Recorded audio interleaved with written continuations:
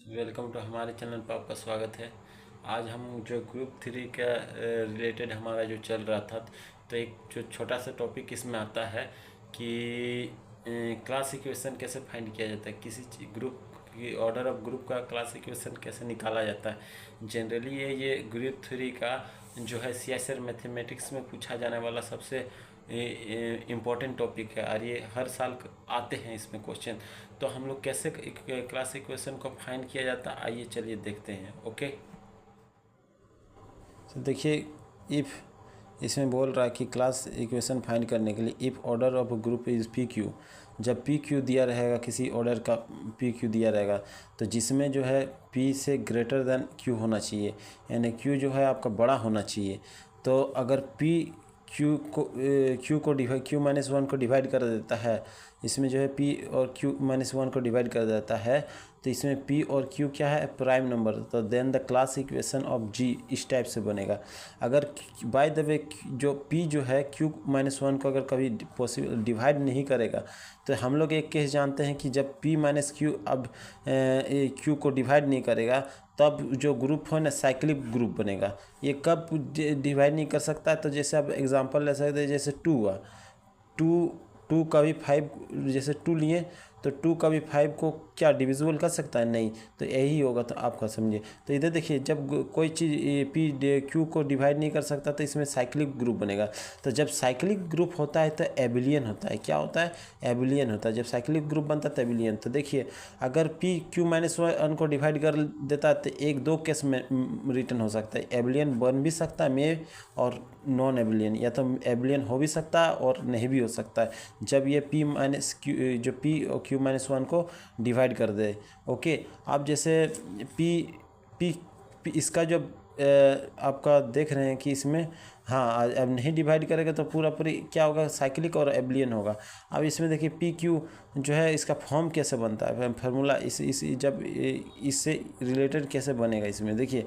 तो 1 plus P P P times कितना times हमको रिपीट करना है, तो ये Q minus one upon T times repeat करना है इसको। ठीक, आप जो है क्यू को कितना टाइम्स रिपीट करना है, तो क्यू को P minus one times repeat करना है। ओके, तो जैसे ही अब ये सब यही फार्मूला को कैसे यूज किया जाता है, चलिए हम एग्जांपल के समय साथ हम लोग इसको अंडरस्टैंडिंग करते हैं। तो देखिए, ऑर्डर ऑफ ग्रुप दिया हुआ 10, एक एग्जांपल नहीं है, ऑर्डर ऑफ ग्रुप दिया हुआ 10। तो जब हम 10 को फैक्टर करेंगे तो 2 × 5 होता है। तो देखिए पी और क्यू आ गया, इसमें पी और क्यू आया। जो क्यू जो हमारा ये ग्रेटर है, जो 5 है हमारा ज़्यादा है, बड़ा है। ठीक, इसमें हमारा 5 क्या है, बड़ा है। तो देखिए पी और क्यू, तो इसमें ये बड़ा है, ये और ये प्राइम भी है। तो देखिए इसका जब हम ही करेंगे, तो देखिए सबसे पहले 1 आएगा। पी कितना टाइम्स रिपीट होगा, हम ये कैसे पता करेंगे, इससे पता करेंगे। अब ये देखिए हमारा क्यू क्या है, क्यू हमारा ये 5, क्यू हमारा 5 है, तो क्यू माइनस वन, तो क्यू माइनस वन करेंगे, तो देखिए क्यू माइनस वन करेंगे। ओके, तो क्यू हमारा 5 है, अब वहाँ उससे अगर हम वन कर देंगे तो 4 आएगा।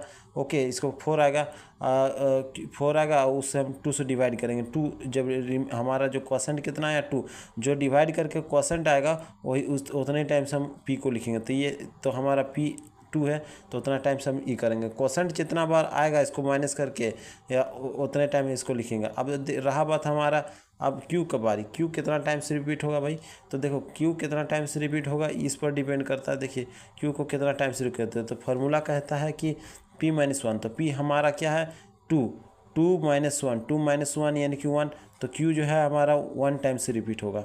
ओके, तो क्यू हमारा 1 टाइम से रिपीट होगा। बस सारा खेल इस पर है, जितना टाइम से रिपीट होगा इसका ये क्वोशंट इसमें उतना टाइम से क्यू को लिखना है। अब देखिए अनदर एग्जांपल हम ले लेते हैं। तो दूसरा एग्जांपल में आप देखते हैं कि देखिए आप देख सकते हैं कि इफ़ ऑर्डर ऑफ ग्रुप जब अगर 21 दे दिए, तो इसका हम फैक्टर करते हैं 3 × 5 होगा। ओके, अब देखिए इसको हम डिटेल से आपको बताते हैं कि 3 × 5 आगे वाला पी होता है, सेकंड वाला क्यू होता है। अब देखिए पी, फार्मूला के अकॉर्डिंग हम लोग जानते हैं कि सबसे पहले 1 आता है। ओके, जैसे 1 आता है। अब पी शर्त है, पी कितना टाइम से रिपीट होगा, तो पी कितना टाइम से रिपीट होगा, तो हमारा देखिए यहाँ पी जो है हमारा ये 3 और ये 7, तो पी हमारा कितना टाइम से रिपीट होगा, ये फार्मूला में जाइए। Q-1 टाइम से है ना, तो देखिए इसमें Q का स्थान पर हम कितना बैठाएंगे, 7 बैठाएंगे, क्योंकि हमारा 7 है। तो देखिए 7 - 1/P हमारा क्या है, P हमारा आपका 3 है।